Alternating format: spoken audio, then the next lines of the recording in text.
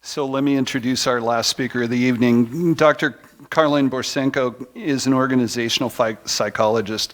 For the last 2 years, she's really been fighting back about critical race theory on a national stage.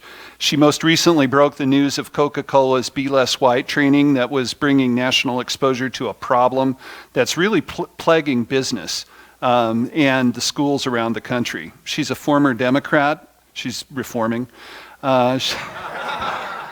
She was in the Democratic Party for 20 years, and she toured the country in 2020 as a part of the Walkaway campaign. And as you know, Walkaway is really encouraging Democrats to walk away from their own party.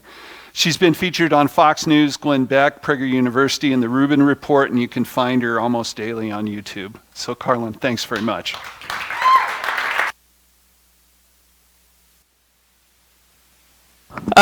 Ooh. That sounds better. Okay, so I used to be a Democrat. I was a Democrat for like 20 years, right? Joined the There it goes again. Let's keep going. Here.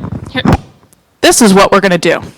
Okay, so I used to be very politically active when I was younger, especially when W was in office. Oh my God, I hated W. I hated him with a passion.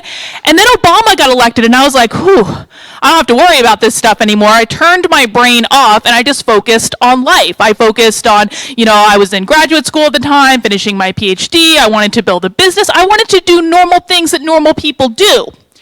And then Donald Trump got elected, and I didn't see that coming because I watched MSNBC in my house all day, every day, and I cried. I did. I had a moment. But the thing is, I never went insane about it like so many of my friends did. I was working in higher education primarily at the time, so most of my social circle was working in higher ed. They all lost their minds, and I was like, well, whatever. The president doesn't dictate what I do in my life. It's going to be fine. I wasn't happy about the situation, but whatever. So kind of just went about my business, didn't worry too much about Trump, laughed at some of the stuff he did every once in a while, but didn't let it ruin my life.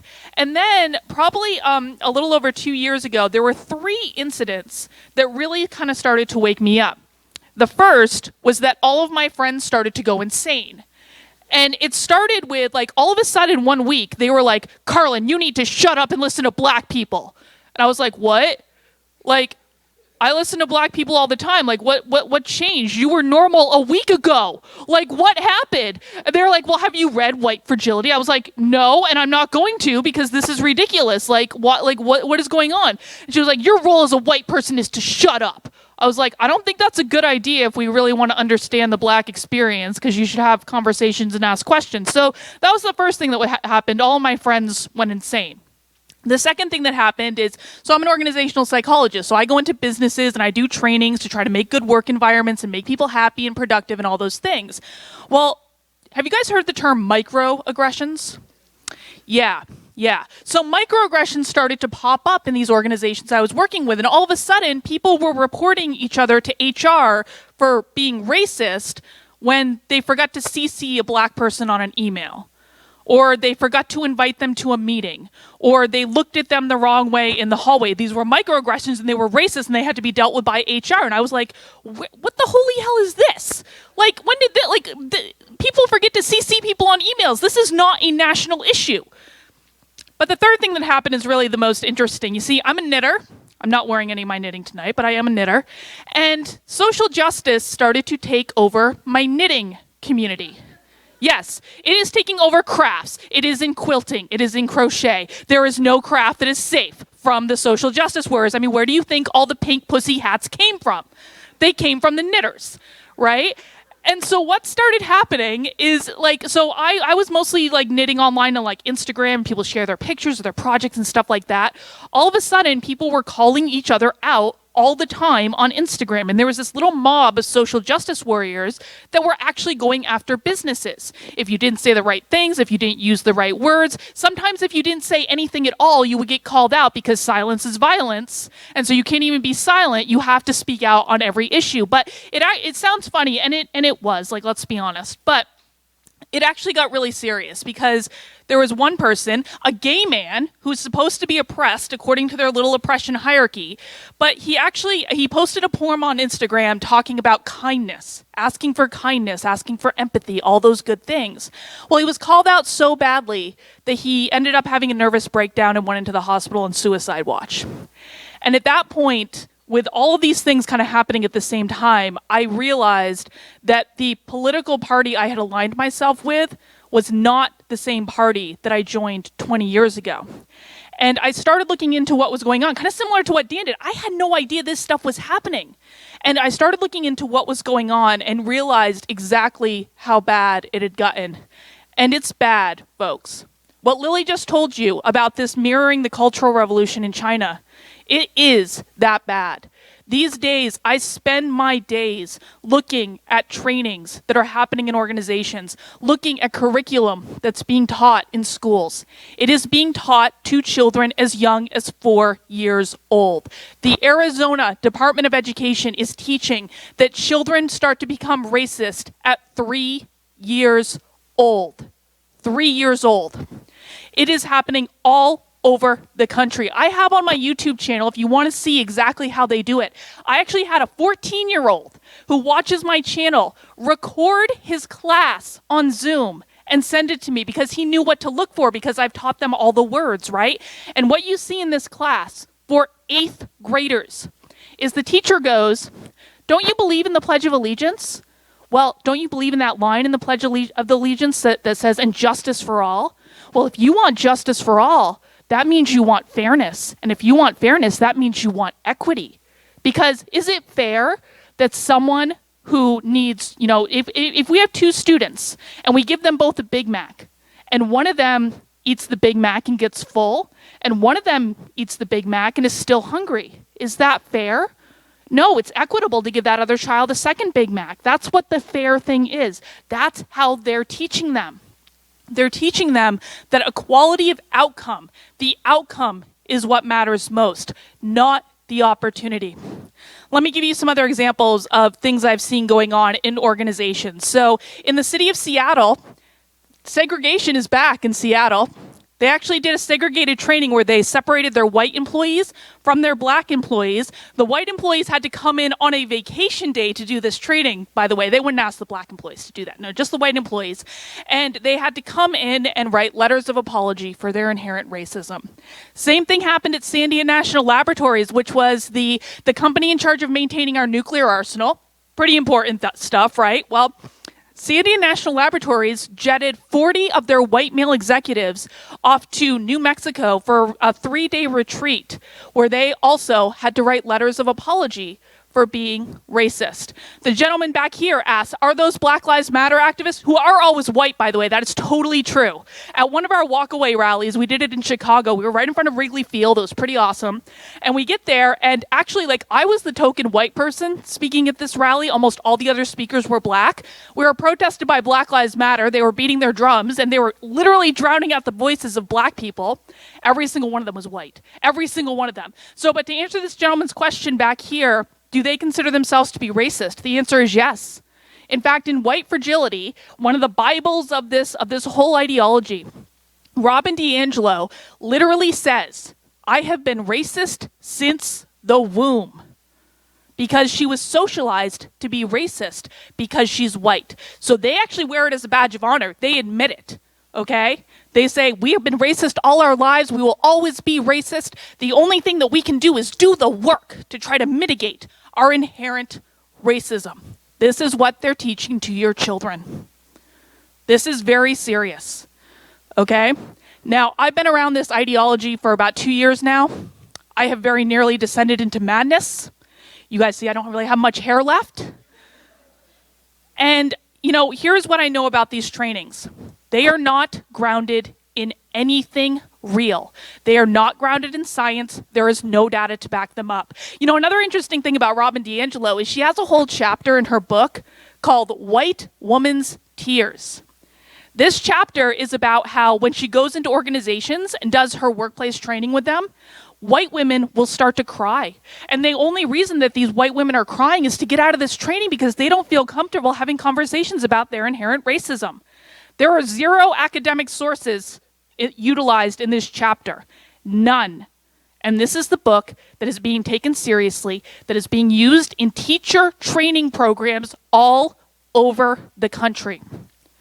Representative Ammon talked about, that this is based on Trump's executive order, the bill that we're trying to get passed in New Hampshire. And here's the thing. Trump's executive order was inspired by a guy named Chris Rufo. Chris Rufo is one of the leading activists against this ideology. He's awesome. He's so incredible. He's actually got a bill a tracker for all the different bills he's working on across the country. But one of the things that's interesting about Chris Rufo is that even though he's called a racist all the time online, Chris Rufo is not married to a white lady. His wife's Asian. He has biracial kids. I bring that up because I've watched teacher training programs where they ask, well, how do we as teachers work with biracial students? Here's the answer. They tell the teachers that you are to tell the students to not identify with the white part of themselves, to only identify with the parent of color, because the white parent is the oppressor. And you don't want to be an oppressor, do you? That's what they're teaching children. The amount of shame and unearned guilt that this ideology is inflicting on this generation, this is doing real damage, and we are not going to know the full results of this for another 10, 15 years. But it's bad, and it's been going on for about 40 years. But it's escalating, and now is the time where we need to fight back. Every single person in this room needs to be speaking up, needs to be talking with their friends. Listen, if you had any question about what you would have done maybe during the civil rights era, or maybe even in Germany in the 1930s leading up to the Holocaust, now is that time. What you are doing now is what you would have done then. And I'm going to say this strongly because I'm not a politician. I'm a person that complains on the internet for a living right now. I am not a politician, so I don't have to be nice. The fact is that any compromise on this bill is allowing them to win. There can be no compromise on this bill. They will pull out every excuse in the book. They will tell you, oh, it's a racist bill. It's a transphobic bill. I don't even know where they got that one since trans people aren't even mentioned in the bill, but whatever. It's infringing on free speech. What they're starting to pull out now is, you don't even know what critical race theory is. You're not even defining it correctly.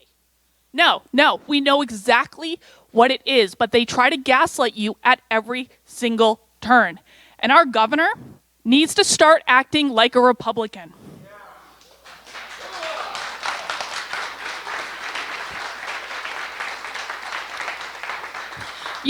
We are very lucky in New Hampshire. This is what the voters voted for. They voted for a governor that is a Republican. They voted for a Senate that is controlled by Republicans. They voted for a House that is controlled by Republicans. We are one of very few states in the country that have the trifecta. Chris Sununu is the only Republican governor in the country who has the trifecta that is not supporting a ban on critical race theory. The only one. He is siding completely with the Democrats on this issue. And listen, I know Republicans, you guys don't like to call each other out, okay? You don't like infighting. It makes you all very uncomfortable. But the fact of the matter is that any compromise with this ideology is only leading to additional brainwashing of your children. That is all it is. Because if you give these people an inch, they will take a mile every single time. This is the time where we all need to be brave. We all need to speak up. If you want to learn more about this ideology, listen, I do a really fun thing on my YouTube channel on Fridays where we watch, actually tomorrow, we're watching at 3 p.m. live on my channel, we're watching the training that teachers in Manchester, New Hampshire were forced to undergo. It's called, What is White Privilege, Really? And we're going to watch this training live, and I get drunk on the internet because it's the only way I can watch these trainings. And I do commentary on it, and I break it down, and I tell you all the things that you need to know about it. But I've got all this stuff up on my channel. If you want to know what they're teaching, I'll show you exactly what they're teaching. It's not good, folks. So this is the time where we need to be brave. We need to stand up. We need to fight back. Stand your ground. Accept that you're going to be called a racist, because you will be. You will be. I'm a racist. I'm a Nazi. I'm a white supremacist. I lost all my friends. I really identify with Dan's story, honestly. Like, my own parents won't even talk to me at this point. There are prices to be paid, but this price is worth it. You know, here's the last thing I'm going to leave you with. So I'm friends with a guy named James Lindsay. James Lindsay is one of the leading thinkers on this issue in the world. He has literally written a book, several books about it at this point. And I messaged him the other day and I said, James, has there ever been a country that's come back from a cultural revolution? Where a cultural revolution started and they were able to rein it back? This is like the smartest guy I've ever met in my life. He would know if there was a case that we could kind of like reverse engineer. He said no. There has been no country that he can think of where a cultural revolution started where they were able to beat it back. We are in a cultural revolution right now, and if we do not beat it back, the country that we know, the values that we know, they are going to disappear. So it's time, folks. If you aren't doing it now, I don't know what you're doing. And I'll leave you with that.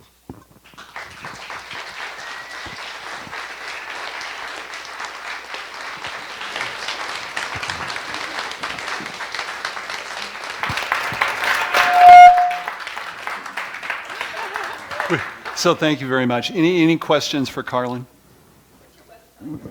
My website is drkarlyn.com, DrKarlyn, and from there you'll be able to find all the different places I'm on. Yeah. Any questions on Rayla? Okay, first of all, I love you, and trust me, I'm in the same situation. I haven't talked to my family in over a year since I told them that I was running for office. And mind you, I've been a Republican since I could vote. And, you know, my mom looked at me and my children, and we were right there, and she said, no, I cannot support you. And I said, but Mom, I'm your baby. And she said, I don't care, you're Republican. Then she put her hand up and told my children 10 feet, and this was during COVID. So I put my children in the car. I've also pulled my children out of public school because my daughter in first grade, actually in kindergarten, came home and told me she had learned about Martin Luther King. And I said, fantastic, baby, what did you learn? And she said, I learned that he was killed by a white man. Now, that was devastating. I went up to the school and I ripped a new one. Superintendent, principal, and grabbed my kids out and was like, we're done. I'm not doing this anymore. And your courage to go out there and to give back, and we know what it's like. We're targeted, we're labeled. My children, my middle daughter is lighter than you. So, you know, when I think about them having to go out there, and yes, we have been the victims of so many targeted attacks, BLM, Antifa, they come at me hard. And I stand my ground, and I stand up for all of these voices here because, you know what, I am that black voice that can take it and can say, you know what, I love every single one of these people. Because I'm 25% British, and I'm 9% Scottish, and I'm 4% Irish. I'm an American mutt, and I know what we fought for to make sure that we can go out and lead. And we're not going to allow these Marxists to take over.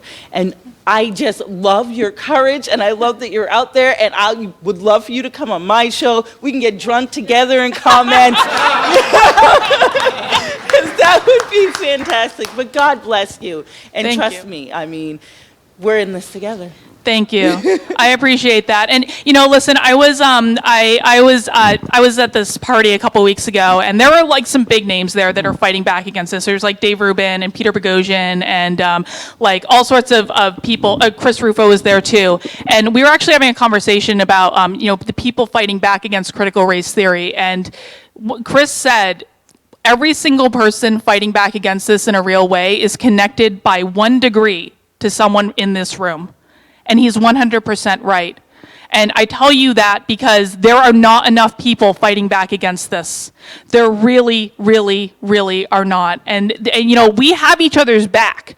We do. We support each other. We get each other through this. You know, there's a woman that worked at Smith College. Her name is Jody Shaw, who started whistleblowing about what was going on at Smith College. There's a man from UVM. His name is Aaron Kinesvetter. He is whistleblowing about what's going on at UVM because critical race theory has taken over both those schools. You can find their stories online. We do like weekly phone calls where we just support each other. And so I want you guys to know that it is scary. It is. And I've sacrificed a lot.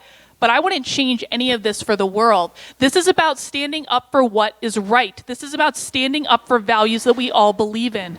And this is our opportunity to do something really, really important. So, you know, please, please continue to fight. So thanks very much. Who? Another question? Do you think the 10th Amendment, states' rights, is going to have of a positive effect on this, with a lot of states being able to control it versus the federal government? I think 10th Amendment is going to have to be used a lot more in the coming future. So I agree with that, but here's what you guys need to know. The teachers are going to lie to you. The teachers are going to lie. There are two examples I want to make you guys aware of. One comes from Virginia, where Virginia is one of the epicenters of this right now. Parents started to fight back against it. The teachers actually formed a little working group to fight back against the parents, to dox the parents, to attack them in every way possible. So you know, I bring this up because, you know, they're not teaching critical race theory as a course. They're integrating it with every single part of the curriculum. They're integrating it into science, into math, into drama, into English. And they're doing it in a way that's so clever, where if you call the school and say, "Are you teaching critical race theory?" they can say, No, we're not teaching that. But the other example is actually more insidious, and this was just reported this past week in the Daily Wire. There are schools that are creating alternative curriculum just to give the parents. So when the parents call and complain or even ask what's going on, the school gives them one piece of curriculum, but they're teaching something entirely different. They're lying. And the reason I bring this up is because the biggest problem in solving this is, how do we identify where it's going on? It's not about a states' right issue. It's not about whether it's the state or the federal government. It's about identifying where it's going on at the local level. And that can only happen when people are really paying attention to the homework your kids are bringing home. That's what it is. All right, one more question. It was my understanding that, and maybe one of the representatives here could answer this, but that 544 was tabled so that they could somehow or other sneak this in through the budget rather than, is it untabled? Because my feeling is that I don't think it should be done that way. I agree with you. I can address that. Yeah. So there's two bills that comprise the budget. There's HB1 and HB2. They come around once every 2 years. HB2 is a policy bill. So there's policy in that bill. When the governor said, "I will veto 544, what the chairman of the finance committee did, he put it into the budget to underscore the importance of that bill. It wasn't sneaking it. It was to make it so that if you want to veto 544, you're going to have to veto the whole budget. That's what it was about. It wasn't snuck in. The entire House voted on whether or not to keep that bill in the budget, and the House voted to keep it in the budget. So the majority of the New Hampshire House had a roll call vote whether or not to keep it in the budget, and that's how it stayed in the budget. So there's no sneaking about it. So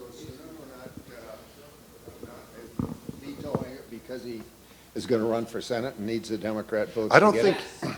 Huh? well, I don't think Sununu knew about this issue and how big of an issue.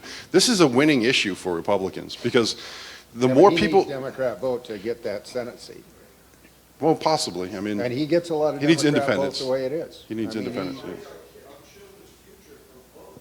Yeah. So you know, when the governor said he would veto it, he stepped in it. He stepped in it politically, right? That's what he did. He said, Right. So this is a way to let the governor save face, and we can work out, the differences, hopefully not water the bill down, but that's going to be up to the Senate, so. Hang on. I just want to add one more thing onto this because Keith has to be nice. I don't have to be nice. Listen, I understand that the Republicans in general are very much interested in policy and procedures and how we do these things. If we quibble about whether or not this gets passed in the budget or whether or not it gets passed on its own, that is going to allow them to win. We have to start fighting like Democrats, folks. You really do. Because if you give them a single inch, they're going to sneak in there and they're going to wiggle their way out of it. So, and yes, Chris Nunu's doing this because he wants to run for Senate. That's exactly why. Yes.